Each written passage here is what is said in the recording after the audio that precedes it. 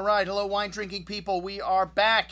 Had quite a bit to drink yesterday, so this is part 2 or 3 for what I drank yesterday. Hey, we do a lot of research here at the Wine Watch, and one of the things that I do on a regular basis is try to set up events that are very educational, and whenever we can, get the owner of vineyards in. And last night we only delivered on half of the owners. Francesco was there. Filippo, I don't know, he got the South Beach flu or something like that. It always happens to these producers when they come from, Florence and Tuscany, and they come to Miami, and they don't have anything like that in Italy. Come on, man. You can't stay up all night and party in Italy. I don't know if that's what happened. But, it was great just having Francesco there. It's like the royalty of Tuscany, the Mazzei family. They go back 24 generations, several hundred years of history here. They've been producing wine on this estate for a very, very long time, and the quality really shows. And here's a producer considered one of the top 5 producers in all of Italy, and they could have rested on their laurels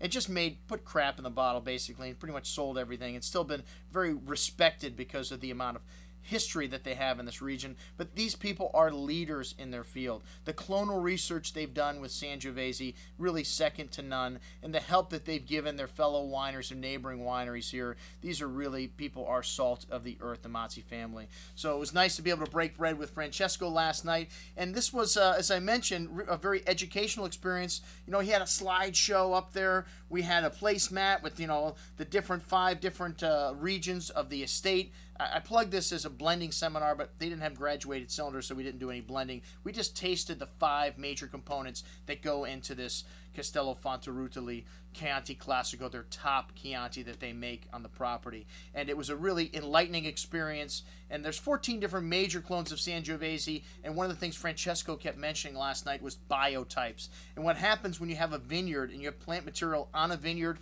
for this long, you have these clones kind of intermixing and changing and making new clones, new plant material. So the type of Sangiovese they have in their vineyards is unique. There's no other Sangiovese clones quite like it in all of Tuscany.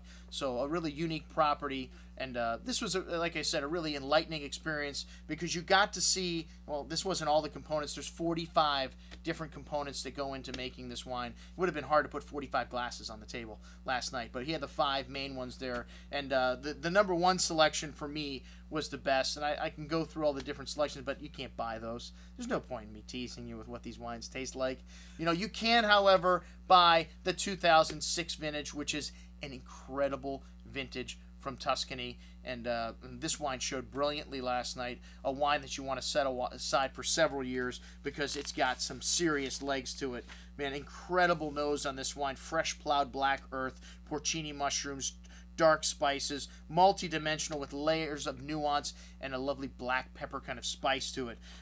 Red fruits also, and the law for Chianti Classico says you have to be at least 80% Sangiovese. The laws have changed over the years. You used to have to include white grapes into the blend with Chianti. Today you can use Cabernet, you can use Merlot, you can use international varietals. The 2006 vintage has 10% Cabernet Sauvignon, and like I said, this wine is just jam-packed with flavor, with aroma, and the finish on this wine, very long. That's one of the things that's going to indicate it has got some legs for the cellar. Chef Oliver Saucy, some incredible food last night. Man, I don't know how many times I have eaten in Cafe Max, maybe 50 times over the last year, and still comes up with some amazing dishes. The duck confit phyllo purses were incredible last night, with a braised Swiss chard and celeriac root sous-bois, whatever you made there, man. It was incredible. All right, well, that's what I had to drink last night. And we also had the 2001 vintage of this Castello Fonterutoli Chianti Classico, another classic vintage that is also available in the store. Both of these wines are on sale for like $49.